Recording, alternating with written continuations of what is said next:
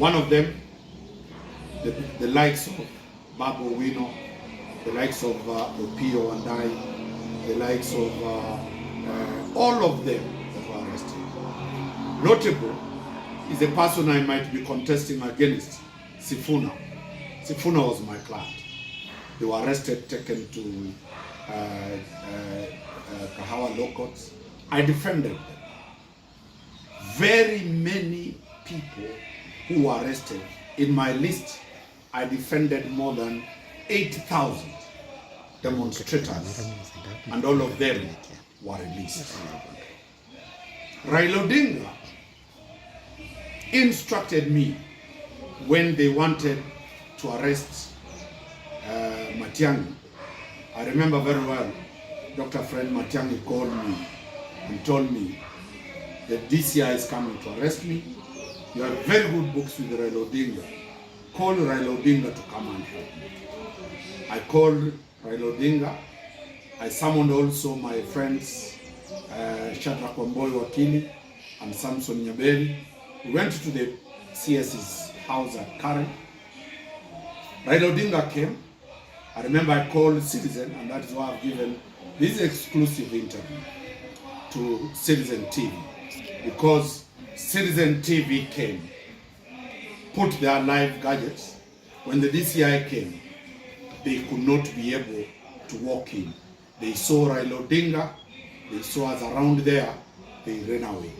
Actually, let Matiangi know that had it not been Raila Odinga that night, Matiangi could have been buried earlier than Raila Odinga. It was such a bad situation because the arrangement that was there was not easy. So, agreed with this, the DCI decided now to arrest me and charge me together with Matiangi. We were summoned. We rushed to court and got anticipatory orders. We got anticipatory orders.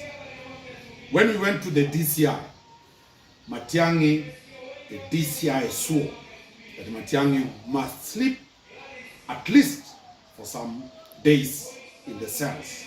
I called Baba. Baba again came to the DCI headquarters. When they heard I've called Baba, they informed the Director of Criminal Investigations in person.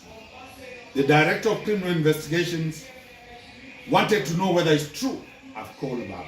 I told my good friend Amin, yes, it is only Baba who will save the situation.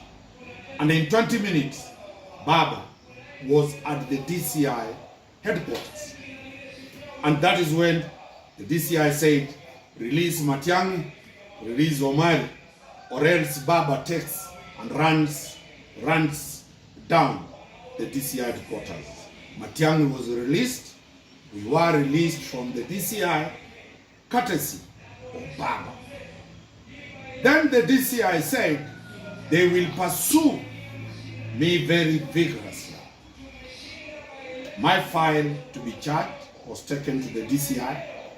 The file for Matiangi was taken to the DCI, so that the DCI, the prosecutor, can decide. The DPP then, Nurdin Haji, a very sober person, a very competent deputy, that's the Director of Public Prosecution, looked at the file and said, there is no provision in law where you can charge an advocate for doing his work. So the Director of Public Prosecution stopped proceedings against me.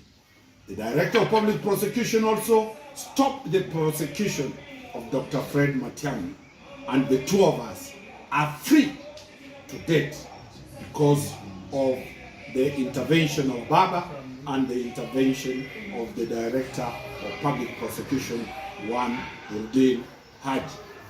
The political front had also become very volatile.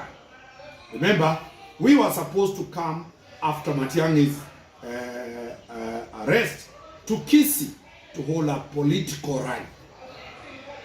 We were prepared. We had hired choppers. Raila Odinga moved to Kisii in advance to conduct a meeting Fred Matiangi, myself, and his aides were to land in Kisii to hold a political rally. And that's why today I've come to Kisii to disclose this, that we were bad to leave Wilson with Matiangi to come to Kisii. We could not move from our houses to go and get the choppers to come to Kisii. Fred Matiangi did not attend the rally in Kisii. Raila Odinga attended. When Raila Odinga asked me what was the issue, I explained to him. I told him we are still being followed, and Raila Odinga demanded from Kisii study not the police to follow Dr. Fred Matiangi and his advocate. The same speech Raila Odinga at Jivanji, the next day, he called a political rally to push the government to leave Fred Matiangi, to leave Danstan Omari away from witch hunt. So the man who has died is not an easy person. But the question going forward, what next for ODM? What next for William Ruto? This is the most tremendous and consequential deaths that has ever happened in this country. One, to the head of state. My advice as a political analyst, and that is likely to be, one, the president must look for a way to continue holding the Luo Nyanza together and Baba's orphans. How will he do this? Uhuru has been given a temporal leadership position in ODM. To me, that is for funeral. It will have to end after Monday or after Tuesday. The way forward for Baba, to tame the people, Baba must reorganize his cabinet. Once the President of the Republic of Kenya, William Ruto, what is his way forward? One, he must reorganize the cabinet. The cabinet being, he must appoint the only person who can lead ODM, that is Mama Aida Odinga.